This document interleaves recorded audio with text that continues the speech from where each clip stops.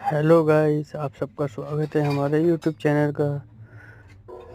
आज हम तुम्हें दिखाते हैं भट्टे का काम। ये हमारी जेसीबी हम चला रहे हैं। ये ट्रैक्टर में हम मिट्टी भरते हैं, फिर ये ले जाएंगे गड्ढे में को।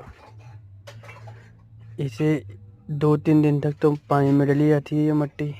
अब ये गड्ढे में घेर देंगे, फिर इसको बनाने में 2 से 3 दिन लगेंगे। जब ये बन जाएगी फिर हम इसको पत्थरों को देते हैं ईंट बनाने के लिए।